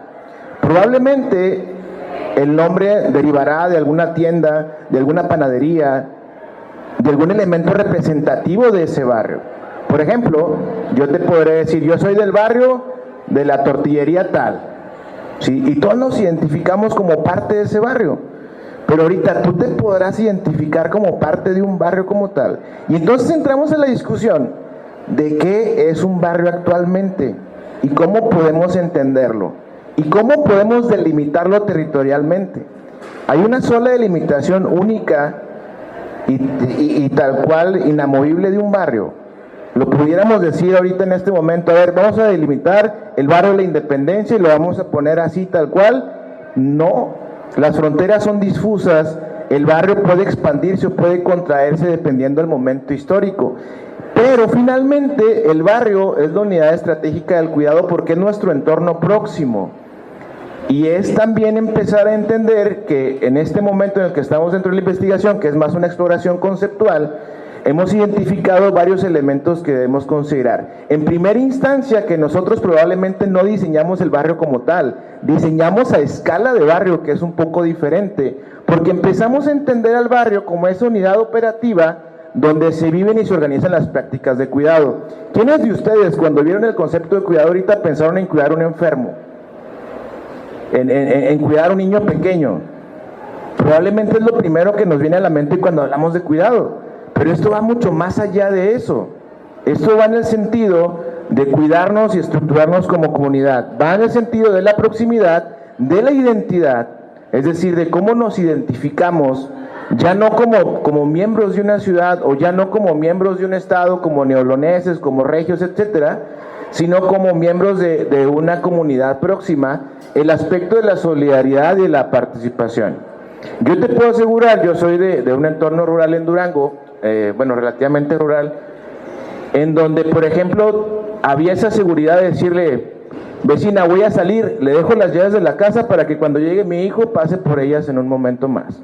Dejarle las llaves de la casa. ¿Sí? O sabe que me voy a ir de vacaciones, ahí le encargo que entre a la casa y riegue las plantas. Ustedes podrían decirle eso a su vecino, a su vecina. Y te lo he de decir que curiosamente yo probablemente no me siento parte de la comunidad, pero cuando la comunidad está y está definida y está estructurada, la misma comunidad te jala y te hace parte de ella. Ahorita lo comentan hace un momento. Te voy a platicar una experiencia. El año que fue, el año pasado o este año no recuerdo, que fueron los incendios, que fue un caos dentro de la ciudad. Yo estaba preocupado por mis perros y mis gatos. Pues los perros están afuera, los gatos están allá adentro, ¿no? Pero el punto es que yo sin quererlo, después me di cuenta que somos identificada como la casa de los perros y los gatos. Pero al final hay un reconocimiento en la comunidad por algo que puede parecer insignificante, y de pronto en el WhatsApp alguien dice, si quiere déjeme voy y le tomo una foto a los perros para que vea que están bien. Entonces yo dije, guay, no sé ni siquiera cómo se llama el vecino. Pero ese vecino dentro de ese sector de que, oye, no sé cómo se llama, no sé quién es, pero es la casa del gato, porque el gato siempre está de metiche en la ventana. Pero lo que voy es que la comunidad se va articulando cuando la comunidad es sólida. Vamos viendo entonces que lo primero que entra en este factor es la solidaridad también.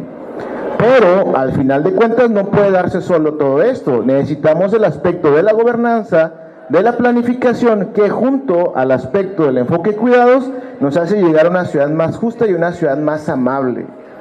Y amable no en el sentido nada más del buenos días, sino también en el sentido de que tengamos ese entorno que pueda representar para nosotros una responsabilidad mutua. Entonces nosotros hemos identificado dentro de todo lo que hemos explorado 3 aspectos fundamentales. La conexión persona a persona, que ahorita me llamó la atención la pregunta que hacían referente a los proyectos. Si esto no se da, lo demás tampoco se va a dar. ¿Cuál es el problema? Que a veces nosotros pensamos de arriba hacia abajo y pensamos primero en ver la solución y después, y hacemos un análisis de usuario, ¿no? Y el usuario se llama Juan y tiene estos gustos, pero realmente sabemos cómo va a funcionar el proyecto futuro, no lo podemos asegurar. Lo que podemos es, a través de esta reflexión, poder reducir la incertidumbre. Es lo único que podemos hacer. En ese sentido, la conexión persona a persona nos lleva a establecer confianza y redes vecinales. ¿Nosotros podemos diseñar esto?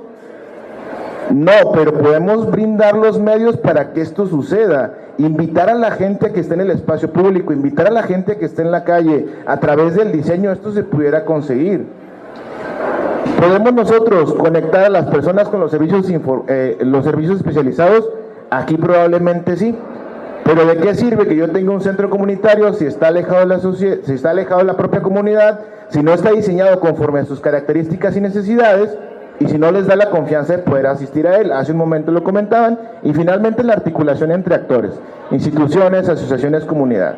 Y finalmente esto no se da únicamente dentro del proceso de diseño, sino antes, durante y después del proceso de diseño. Pensar en esa circularidad, y como ejemplo tenemos en Bélgica el caso de los barrios solidarios. Le vamos a mostrar 3 conceptos estratégicos y el primero es este. ¿Por qué pensar en el barrio solidario como tal? Porque en teoría y en esencia, al menos dentro de nuestra cultura, el barrio debería de ser esto, tradicionalmente es esto. Incluso si ustedes ven dentro de la literatura, la traducción de neighborhood y la traducción de barrio como tal, como es tratada en Latinoamérica, es bien distinta. Neighborhood como vecindario es una colonia tal cual, Pero barrio para nosotros, incluso literatura especializada no lo traduce, lo pone tal cual, como barrio. ¿Por qué? Porque nuestra connotación va más hacia la parte del sentido de barrio, el sentido de pertenencia al barrio. Y entonces tenemos que dentro de estos barrios solidarios se potenciaron 3 aspectos que finalmente terminamos viéndolos de arriba: participación e inclusión, convergencia entre la atención formal e informal. ¿Cuál es la diferencia en la atención formal e informal? Pues lo que hablamos ahorita, ¿no? Del hecho de que la atención formal es la atención institucional que se da, y la atención informal pues es la que damos en el día a día, así como la colaboración, que finalmente va a la prevención, promoción y provisión de servicios. Entonces, esto nos lleva a un punto específico. Si yo voy a hablar del aspecto de la inclusión, si yo voy a hablar del aspecto de la solidaridad, debo reconocer, y esto se fundamenta en lo que decían mis compañeros anteriormente, la pluralidad de las experiencias. ¿Sí? Que no podemos estandarizar las personas, ni podemos estandarizar los cuerpos, ni podemos estandarizar las experiencias. Y esto se vuelve cada vez más complejo para ustedes como diseñadores. ¿Por qué? Porque cada vez las experiencias son más diversas y cada vez las experiencias parecen ser más efímeras. Entonces, ¿para qué diseñamos y para quién? Es un reto que ustedes tienen. Y me preocupa, ¿por qué? Porque ustedes van a diseñar de alguna manera la ciudad en la que yo voy a envejecer y en la que nosotros vamos a envejecer. Por eso la importancia desde este momento de verlo desde esta perspectiva, y que los barrios que cuidan dedican tiempo, energía y recursos a ello. Y si lo vemos de esta perspectiva, nosotros tenemos 4 dimensiones teóricas del cuidado. La movilidad del cuidado, ya lo mencionaba la maestra Diana hace un momento, que no solo cuidamos cuando estamos con el niño en la casa, cuidamos cuando voy con mi compañera de la escuela caminando por la calle, cuidamos cuando la mamá va con su hijo y espera el camión. Entonces el cuidado no solo se remite al aspecto, ahorita lo decían, del aspecto reproductivo de la casa, sino también en la parada de autobús, sino también en la banqueta, si es que las hay, y si es que hay paradas de autobús. Y algo tan sencillo que los que andan en autobús me podrán decir: les protege del sol esa parada de autobús, que es lo más básico que debe de hacer, protegerte del sol. ¿Lo hace? No, pero tenemos un anuncio a un lado que ni siquiera me deja ver si viene o no viene el camión. Entonces, hablamos de que el cuidado nos lleva a esas actividades del cuidado que se ejercen consciente e inconscientemente. Incluso podemos remitirnos a los ojos de la ciudad de Jacobs, ¿no? Finalmente, la vigilancia natural de los entornos, que luego también pensamos en los lugares o espacios de cuidado, pero sobre todo, y lo más importante, en establecer redes de cuidado, para que los que cuidan sean cuidados por los demás. Porque la pregunta finalmente es: ¿quién cuida a los que cuidan? Y si lo vemos de esta perspectiva, es un aspecto que tiene que ver con la responsabilidad compartida o con la corresponsabilidad. Entonces tenemos tal cual el concepto de barrios de cuidado o caring neighborhoods, que nos llevan precisamente a pensar en el tejido social, a la confianza y la ayuda mutua. Pero entonces hablamos que el cuidado es una labor de todos y que el cuidado es una corresponsabilidad, y este concepto parte inicialmente de Active Caring Neighborhoods, que se basa fundamentalmente en el envejecimiento activo. ¿Por qué? Porque inicialmente, cuando hablamos de personas susceptibles a cuidados, pensamos en los adultos mayores, y así es como surgió el concepto como tal, pero sobre todo también así es como empieza el aspecto de la corresponsabilidad, y sobre todo lo que mencionaban las compañeras anteriormente, que tiene que ver con redistribuir y visibilizar y dignificar las tareas del cuidado, que no únicamente, vuelvo a lo mismo, estamos hablando de cuidar a un niño o cuidar a un enfermo, estamos hablando de cuidarnos también entre nosotros. Entonces este barrio cuidador nos lleva precisamente a brindar soportes y recursos para el cuidado informal, y sobre todo tener un respaldo institucional. Y en esta parte nosotros tenemos que, a través de esto, podemos empoderar también a la ciudadanía en 2 aspectos fundamentales: en la solidaridad cálida, que se deriva principalmente de la solidaridad que se da entre las personas o que surge de manera natural, y la solidaridad fría, que es esa solidaridad que se da de la institución hacia ti. ¿Por qué hablamos de lo cálido como el aspecto social? Porque es la base y es el fundamento finalmente de todo y de todos.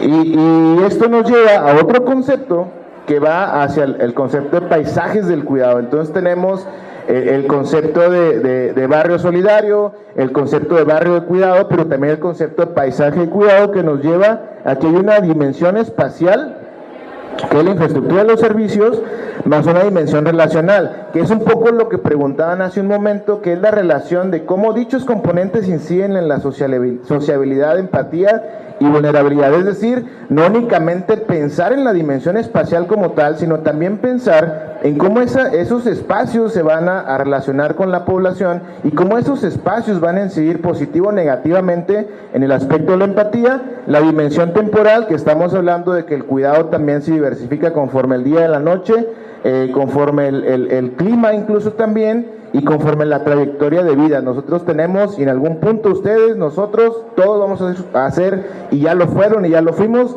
personas susceptibles de cuidado. Entonces tenemos nosotros un factor de dependencia que en algún momento se va a incrementar o no. Entonces, ya para ir finalizando con esto, tenemos el otro concepto que va desde la experiencia colombiana, que son las manzanas de cuidado, que finalmente nos habla del eje central, que ya lo hemos venido repitiendo, es pensar en la proximidad, en pensar en una atención integral, en la movilidad, en la formación y el bienestar.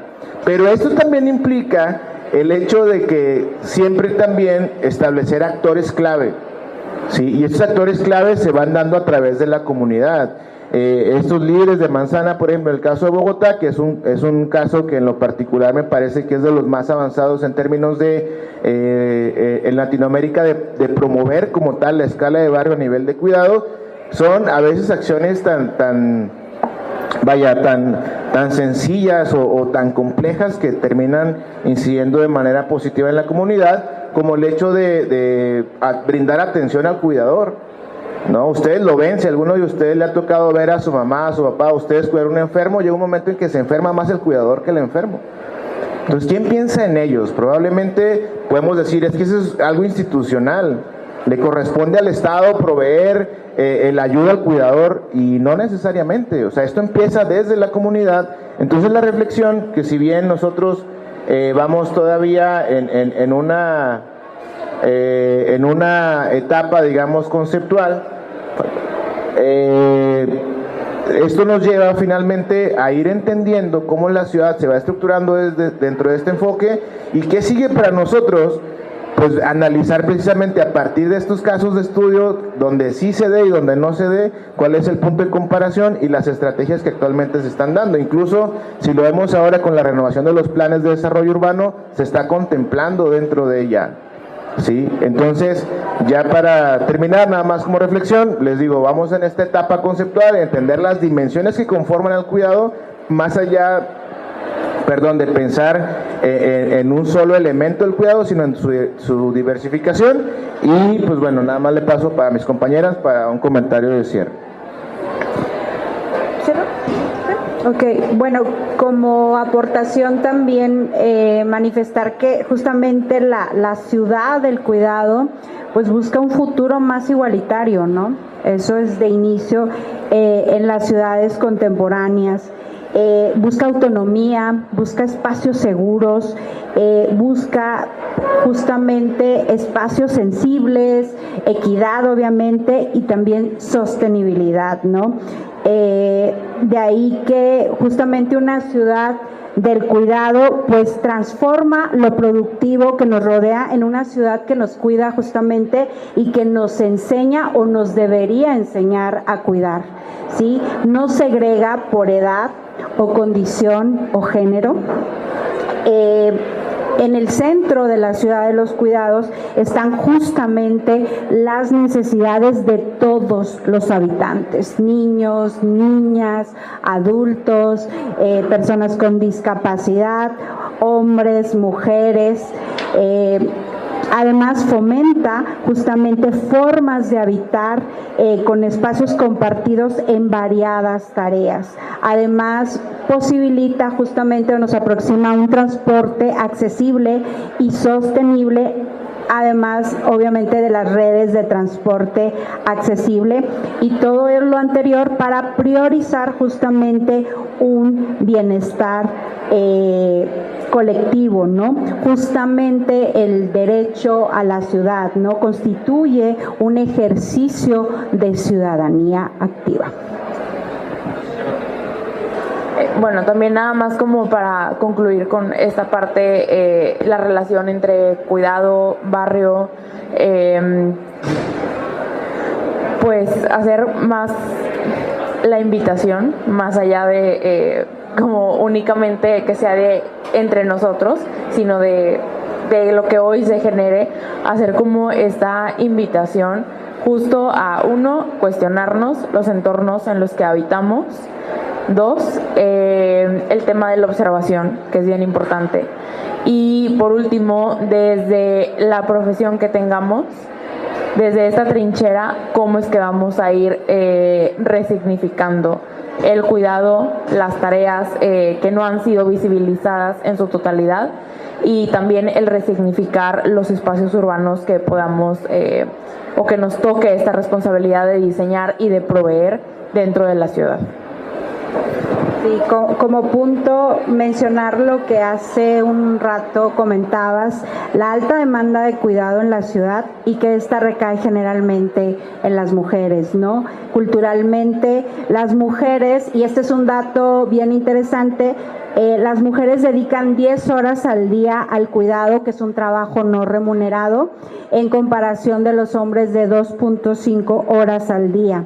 Esto es parte de una investigación y son datos obtenidos de la encuesta nacional sobre el uso del tiempo del 2019 en la ENUD. Entonces son datos que respaldan justamente, y también como cerrar esta parte donde ellas cuidan mientras él produce, ¿no? Empezamos como a entender este concepto de ciudad donde las mujeres justamente son socialmente responsables del cuidado, y empezar a tratar de responder quién cuida a los que cuidan, ¿no? Y si existe realmente el autocuidado en la ciudad contemporánea. Y hablar justamente de estas 3 R's del cuidado: el reconocimiento del cuidado, la redistribución del cuidado y la reducción de la carga de trabajo no remunerado, ¿no? Pues acercarnos justamente a este nuevo paradigma, a mencionar que los cuidados también son comunitarios, no son individuales, y que estas relaciones de cuidado son en retícula, ¿no? Son multidireccionales. Pues ya con eso terminamos. Muchas gracias.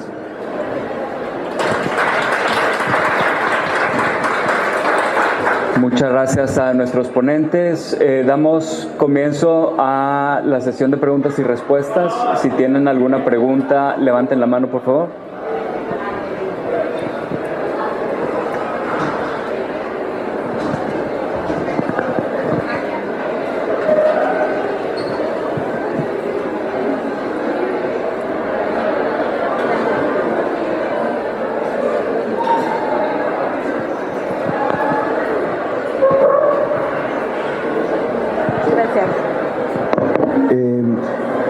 Pues es una duda o saber su opinión ahora que los escuchaba sobre estos términos de la proximidad y la correlación, ¿no? entre los ciudadanos en un barrio. Hoy en día los medios tecnológicos y digitales, y que estamos, ¿no?, como muy sumergidos en esos entornos como flotantes, ¿creen que ayude a que este tema del cuidado y la proximidad se diluya aún más, o puede como también utilizarse como una herramienta para que esa proximidad, esa relación o inclusive esa definición de los grupos y barrios en la ciudad puedan reconfigurarse a partir de esta, digamos, nueva realidad tecnológica? Sí, de hecho, parte de nuestra investigación inicialmente surge de eso, de ver los procesos de resignificación y mutación de la significación de la ciudad, y que dentro de esto va el hecho de la hibridación de las experiencias también. O sea, las comunidades se están haciendo híbridas, se están mutando hacia la virtualidad, pero de alguna forma seguimos anclados al territorio, aunque parezca que se diluyen mucho estas situaciones. Y algo que estamos viendo dentro de esto es que más allá de la pérdida, estos nuevos elementos nos están ayudando a la resignificación del sentido de comunidad. El asunto es que desafortunadamente probablemente lo que influye es que no es tan visible como el sentido de comunidad y de barrio a nivel digamos ya físico. Pero algo que hemos estado viendo es incluso hasta en estas comunidades de WhatsApp que se hacen luego en las escuelas, en las comunidades, en las colonias, hay grupos que a veces sirven más para estarse quejando, pero al final es parte de, ¿no? Y algo que mirábamos, por ejemplo, incluso es con la experiencia de la realidad aumentada, por ejemplo, el caso que se dio con Pokémon GO, que a través de esta herramienta de realidad aumentada muchos niños salieron de su casa cuando probablemente no lo hubieran hecho, ¿no? A mí me tocó ver, por ejemplo, en Fundidora un evento masivo de cazar Pokémones, no sé en qué consiste ese rollo, pero ahí andaban las personas con su celular. Y desde una perspectiva purista podemos criticar el hecho de que una persona no disfrute el espacio y que tenga el celular como elemento intermediario. Pero si lo vemos de la perspectiva de la evolución de las prácticas, si no hubiera sido por esa experiencia, el niño no hubiera salido de su casa. Entonces, algo que hemos estado notando es eso, o sea, que sí ha habido pérdidas, obviamente, a nivel territorial, pero se han ganado también otras cosas a través de la evolución y sobre todo de la mutación de las prácticas sociales.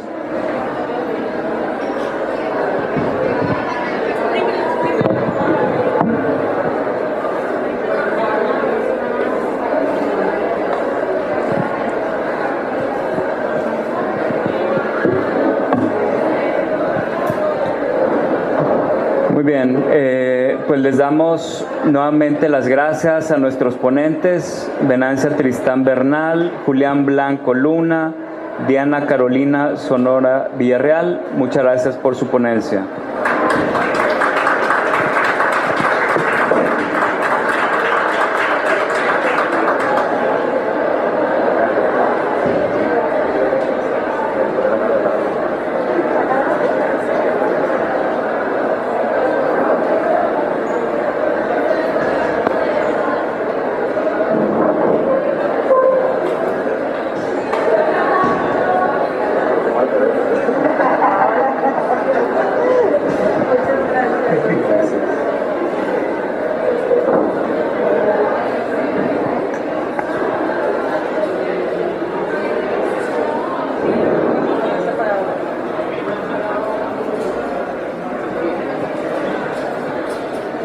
Con esta ponencia cerramos las actividades de esta quinta jornada de investigación del Colegio de Arquitectos de Nuevo León 2025.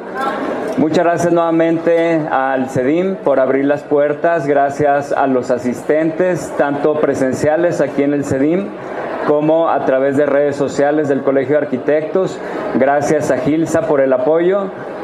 Nos vemos próximamente, siguiente mes, 24 de septiembre, en la Universidad Regiomontana. Gracias a todos.